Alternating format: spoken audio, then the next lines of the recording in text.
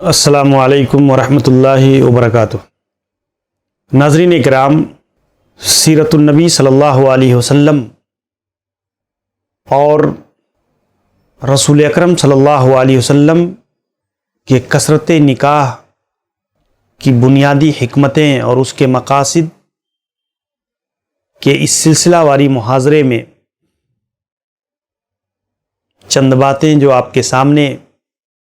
رکھی جا چکی ہیں، آئیے ہم دیکھتے ہیں کہ اللہ رب العالمین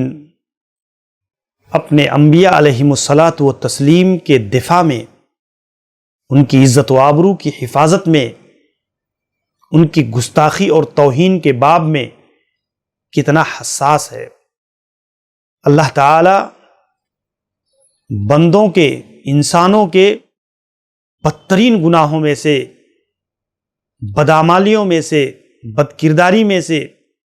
ایک معاندانہ اور حاقدانہ طریقہ یہ بھی ہے کہ وہ اللہ کے پیغمبروں کے ساتھ دشمنی ادا کریں، اللہ کے نبیوں کے ساتھ، جو اللہ تعالیٰ کے پیغمبر ہیں، اللہ کے چنیدہ لوگ ہیں، ان کے ساتھ دشمنی، ان کے ساتھ ان کی توہین، ان کی عزت و آبرو سے کھیلنے کا انجام اللہ رب العزت اس معاملے میں انتہائی حساس۔ اللہ تعالی نے بعض قوموں کو انبیاء علیہم الصلاۃ والتسلیم کی توہین اور قتل اور نافرمانی کی بنیاد پر اللہ نے تباہ و برباد کر دیا، بعض قوموں کو ہلاک کر دیا۔ اللہ تعالی نے عبرت کا سامان بنا دیا جب انہوں نے انبیاء علیہم الصلاۃ والتسلیم کی تعلیمات سے انحراف کی راہ اختیار کیا۔ تو اس حیثیت سے ہمیں یہ بات بھی جاننا چاہیے کہ اللہ تبارک و تعالی خود اپنے نبیوں کی زندگی، اپنے نبیوں کی حیثیت، اپنے نبیوں کی حفاظت کے لیے خود اللہ رب العزت کافی ہے۔ اللہ تبارک و تعالی نے قرآن مجید کے اندر ذکر کیا کہ ان الذین یؤذون اللہ ورسولہ لعنہم اللہ فی الدنیا والآخرہ وأعد لہم عذابا مہینا، کہ بے شک جو لوگ اللہ اور اس کے رسول کو ایذا پہنچاتے ہیں، اللہ کی لعنت ہے ان کے اوپر، دنیا میں بھی اور آخرت میں بھی۔ اللہ رب العزت نے قرآن مجید میں کہیں تو سخت لہجے میں اللہ نے ایسے توہین رسالت کرنے والوں کو جواب دیا، کہیں اللہ نے ان پر لعنت بھیجی، کہیں اللہ نے ان کے دردناک عذاب کی وعید اللہ تعالیٰ نے سنائی۔ وَأَعَدَّ لَهُمْ عَذَابًا مُهِينًا، اور رسوا کن عذاب اللہ نے ان کے لیے تیار کر رکھا ہے۔ آپ غور کیجئے کہ یہ معمولی چیز نہیں ہے، اللہ تعالیٰ کی غیرت، اللہ کے غضب کو دعوت دینے کا باعث ہے یہ کہ ایک انسان، ایک شخص انبیاء علیہم الصلاۃ والتسلیم کی توہین کا مرتکب ہو، ایک مسلمان اپنے نبی کے بارے میں استخفاف کرے، آپ کی حیثیت کو ہلکے میں لے، آپ کی ناموس، آپ کی عزت کے معاملے میں بے پرواہی کا شکار ہو، یہ ہمارے ایک مسلمان کے ایمان کے عین منافی ہے، اور ایک دشمن اسلام کے لیے، دشمن رسول کے لیے بہت بڑا پیغام ہے اس کے اندر کہ اسے اس طرح کے اقدام اور انبیاء کی عزت و آبرو سے کھیلنے میں اپنی ناعاقبت اندیشی اور اپنی تباہی کو دعوت دینے کے مترادف ہے۔ اس کی بنیاد پر آپ قرآن مجید کے دفاعی انداز پر اگر غور کریں گے، قرآن مجید سورہ رعد 32 نمبر آیت کے اندر کتنی صراحت کے ساتھ ذکر کرتا ہے اپنے نبی جناب محمد الرسول اللہ صلی اللہ علیہ وسلم کو تسلی دیتے ہوئے کہ اے نبی، آپ سے پہلے جتنے بھی رسول دنیا کے اندر آئے ان کا بھی استہزاء اور مذاق کیا گیا۔ وَلَقَدِ اسْتُهْزِئَ بِرُسُلٍ مِّن قَبْلِكَ فَأَمْلَيْتُ لِلَّذِينَ كَفَرُوا ثُمَّ أَخَذْتُهُمْ فَكَيْفَ كَانَ عِقَابِ، آپ سے پہلے بھی رسولوں کا مذاق اڑایا گیا تو کافروں کو ہم نے چھوٹ دے دی، پھر ہم نے ان کو جب پکڑا فَكَيْفَ كَانَ عِقَابِ، تو وہ سزا کی کیسی کیفیت تھی، کیسی گرفت تھی، کیسی پکڑ تھی اللہ کی، کہ اللہ نے انہیں نشان عبرت بنا دیا، مثال بنا دیا اللہ رب العزت نے انسانیت کے لیے، کہ نبیوں کی توہین کرنے والوں کو اللہ تعالیٰ بدترین سزا دیتا ہے۔ اور یہ کوئی قصہ کہانی نہیں ہے، بلکہ یہ اللہ رب العزت کی طرف سے انسانوں کے لیے ایک پیغام ہے، جو انسان کو خوفزدہ کر دینے کے لیے کافی ہے، کہ تم بدعمالیاں کرو، گناہ کرتے ہو، نافرمانیاں کرتے ہو، لیکن جو تمہاری یہ گستاخی ہے انبیاء کی شان میں، یہ بہت ہی عظیم گستاخی ہے، بہت بڑی گستاخی ہے، جس پر تم زندگی کے کسی بھی موڑ پر اللہ کے غضب اور اللہ کی پکڑ کا شکار ہو سکتے ہو۔ اب دیکھیے صحیح بخاری کی وہ روایت، ان اللہ لا یملی للظالم، اللہ تعالیٰ ایک ظالم کو چھوٹ دیتا رہتا ہے، چھوٹ دیتا رہتا ہے، اور حتی اذا اخذہ لم یفلتہ، پھر جب اللہ رب العزت پکڑتا ہے تو اسے موقع نہیں دیتا سنبھلنے کا، سدھرنے کا، اس کے پاس ساری راہیں محدود ہو جاتی ہیں، اور پھر وہ اللہ کی پکڑ اور اللہ کی گرفت میں اس طریقے سے اس کا شکار ہوتا ہے، اس کی ساری اکڑ، اس کا سارا غرور، اس کی ظلم و بربریت یہ دھری کی دھری رہ جاتی ہے۔ اور پھر اللہ کے نبی صلی اللہ علیہ وسلم نے اس حدیث کے بعد قرآن مجید کی آیت پڑھی، وَكَذَلِكَ أَخْذُ رَبِّكَ، تیرے رب کی گرفت ایسے ہی ہے، اِذَا أَخَذَ الْقُرَى وَهِيَ ظَالِمَةٌ، کہ جب وہ کسی ظالم بستی کو پکڑتا ہے تو إِنَّ أَخْذَهُ عَلِيمٌ شَدِيدٌ، اس کی پکڑ بہت سخت ہے، دردناک ہے۔ قرآن مجید کے ان بیانات پر غور کرنے کی چیز ہے کہ ناموس رسالت کے بارے میں اللہ رب العزت کی غیرت بہت حساس ہے، اور یہ عام انسانوں کو، عام مسلمانوں کی طرف سے بتانے کی ضرورت ہے، ایک پیغام ہے لوگوں کے لیے، خواہ منافق ہو، مشرک ہو، کافر ہو، باغی ہو، یا خود مسلمان ہو۔ اگر ایک مسلمان بھی اپنی نبی کے شایان شان کسی بھی قسم کی توہین کا کوئی معاملہ اختیار کرتا ہے تو اسے بھی انجام بد سے آگاہ رہنا چاہیے۔ آپ غور کیجئے، قرآن مجید نے یہودیوں کے اس کردار کو ذکر کیا، وہ حقد میں، دشمنی میں، عناد میں بہت نچلی سطح تک گر چکے تھے۔ اللہ کے نبی صلی اللہ علیہ وسلم کے پاس آتے تو کہتے اے ہمارے چرواہے رائنا،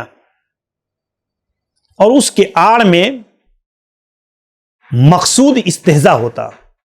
مذاق ہوتا۔ اصل میں رائنا یہ عبرانی زبان میں ایک بد دعا ہے یا ایک گالی ہے، احمق وغیرہ کے معنی میں، اور وہ من ہی من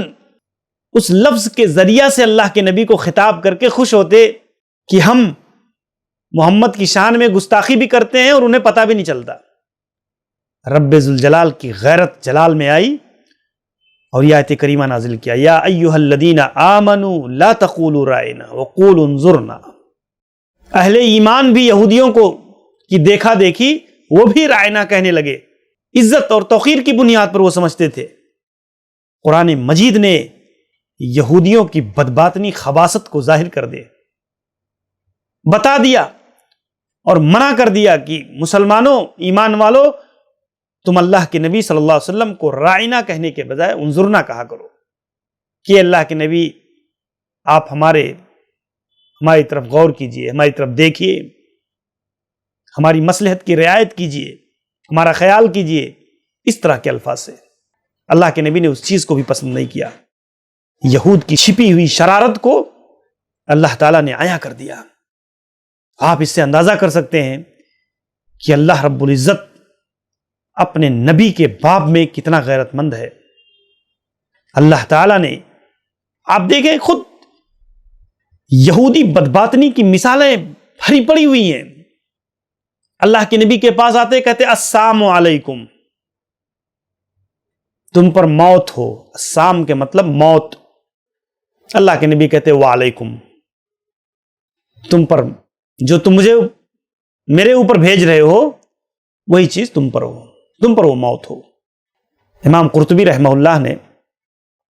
ذکر کیا ہے کہ حضرت سعد بن معاذ رضی اللہ عنہ، بزرگ ترین مدنی صحابی، جب انہیں اس حقیقت کا پتہ چلا کہ یہودی اس شرارت کی بنیاد پر اللہ کے نبی کو کہتے تھے رائنا، تو انہوں نے کہا علیکم لعنت اللہ، یہودیوں تم پر اللہ کی لعنت ہو، لئن سمعتها من رجل منکم یقولها للنبی لأضربن عنقہ، کہ اگر میں نے آج کے بعد سے تم یہودیوں کی زبان سے اس لفظ کو سنا نبی کریم صلی اللہ علیہ وسلم کے شان میں تمہاری گردن مار دوں گا۔ مجھے تو اس کا خبر نہیں تھا کہ تم اتنی شرارت اپنے دلوں کے اندر چھپائے ہوئے ہو۔ اب دیکھیں نبی کریم صلی اللہ علیہ وسلم کی زندگی میں اکثر استہزاء و مذاق کرنے والے معاندین کو، حاقدین اور دشمنوں کو اللہ تبارک و تعالی نے بدترین انجام کیا، اور یہ اس پر غور کرنے کی چیز ہے۔ کفار مکہ میں بہت سارے لوگوں نے اللہ کے نبی صلی اللہ علیہ وسلم کی دعوت کو قبول نہیں کیا، وہ اپنے مذہب پر رہے، کوئی بات نہیں، اپنے دین پر رہے، حق ہے ان کو۔ اگر وہ حق و ہدایت کو قبول نہیں کرتے، نبی کے پیغام اور اس کی دعوت کو قبول نہیں کرتے، اپنے دین پر ہیں، حجت قائم کر کے، دلیل و برہان کی روشنی میں وضاحت کر کے ان کو چھوڑ دیا گیا۔ لیکن جن لوگوں نے اللہ کے نبی صلی اللہ علیہ وسلم کی توہین، حقارت اور دشمنی کا کردار ادا کیا، آپ دیکھیں اللہ رب العزت نے ان کی دشمنی کا جواب اسی طریقے سے دیا۔ آپ غور کیجئے، حضرت عبداللہ بن مسعود رضی اللہ عنہ کی معروف روایت ہے، صحیح بخاری کے اندر بیان کرتے ہیں کہ اللہ کے نبی صلی اللہ علیہ وسلم کانا یصلی عند البیت، کہ بیت اللہ میں اللہ کے حبیب صلی اللہ علیہ وسلم نماز پڑھ رہے تھے، وہ ابو جہل و اصحاب لہو جلوس، ابو جہل جو دشمنی میں سب سے زیادہ حقد و حسد کا شکار تھا، وہ اور اس کے اصحاب، اس کے ساتھی بیٹھے ہوئے تھے۔ کسی نے کہا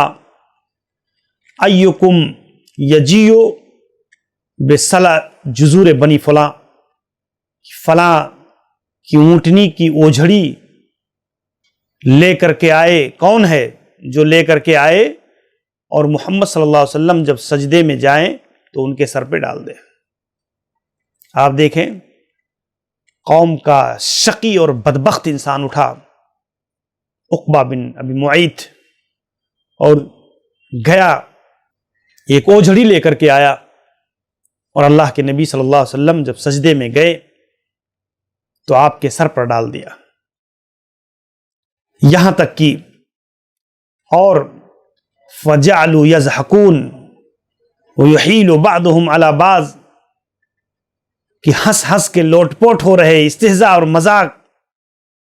اور اللہ کے نبی صلی اللہ علیہ وسلم سجدے میں پڑے ہوئے ہیں، لا يرفع راسه، اپنا سر اٹھا نہیں سکتے۔ یہاں تک کہ جاءتہ فاطمہ، حضرت فاطمہ رضی اللہ عنہا آئیں اور انہوں نے آپ کی پیٹھ سے، آپ کے سر سے اس اوجھڑی کو ہٹایا۔ اللہ کے حبیب صلی اللہ علیہ وسلم کے دل کو اتنی تکلیف ہوئی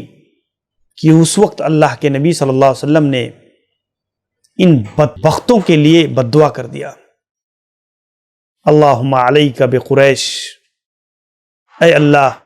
تو قریش کے ان بدبخت لوگوں کو پکڑ لے۔ ثلاث مرات فشق علیہم اذا دعا علیہم، جب اللہ کے نبی نے بد دعا کیا تو انہیں بڑا گرا گزرا. وَكَانُوا يَرَوْنَ أَنَّ الدَّعْوَةَ فِي ذَلِكَ الْبَلَدِ مُسْتَجَابَةٌ، کیونکہ وہ جانتے تھے کہ اس سرزمین پر، اس جگہ میں دعا قبول ہوتی ہے. اور اللہ کے نبی صلی اللہ علیہ وسلم نے اس وقت تقریباً 7 مجرموں کا نام اللہ کے نبی صلی اللہ علیہ وسلم نے لے کر کے بد دعا کی. اللہم علیک بأبی جہل وعلیک بعتبہ بن ربیعہ وشیبہ بن ربیعہ ولید بن عتبہ امیہ بن خلف عقبہ بن ابی معیط. آپ دیکھیں راوی کہتے ہیں وعد السابع فلم یحفظ، 7ویں کا بھی نام اللہ کے نبی نے لیا تھا لیکن میں بھول گیا. قال فوالذی بیدہ، حضرت عبداللہ بن مسعود رضی اللہ عنہ راوی حدیث کہتے ہیں اللہ کی قسم جس کے ہاتھ میں میری جان ہے، لقد رأیت الذین غد رسول اللہ صلی اللہ علیہ وسلم سرعا فی القلیب بدر، میں نے اپنی آنکھوں سے دیکھا کہ یہ 7 کے 7 قلیب بدر میں، بدر کے کنویں میں اوندھے منہ پڑے ہوئے تھے، قتل کر کے سب کے سب غزوہ بدر کے اندر قتل کر دیے گئے. میرے بھائیو، اللہ تعالی اپنے نبی کے معاملے میں، اپنے نبی کے دفاع کے معاملے میں انتہائی حساس ہے. اسی لیے ہر دشمن رسول کو یہ بات گہرائی سے سمجھنا چاہیے کہ اللہ کے نبی صلی اللہ علیہ وسلم کی دشمنی میں، آپ کی حقد و حسد میں اس انتہا کو نہ جاؤ کہ جس سے اللہ کا غضب تم پر نازل ہو، اللہ کی ناراضگی کے شکار ہو جاؤ، اللہ کے پکڑ کے شکار ہو جاؤ. اللہ سے دعا ہے کہ اللہ تبارک و تعالی ہمیں اس معاملے میں حساس رہنے کی توفیق عنایت فرمائے، اور نبی کریم صلی اللہ علیہ وسلم کی سیرت، آپ کے حالات، آپ کی زندگی کو باریک بینی کے ساتھ، گہرائی کے ساتھ لوگوں کے سامنے پیش کرنے کی توفیق عنایت فرمائے. السلام علیکم ورحمۃ اللہ وبرکاتہ.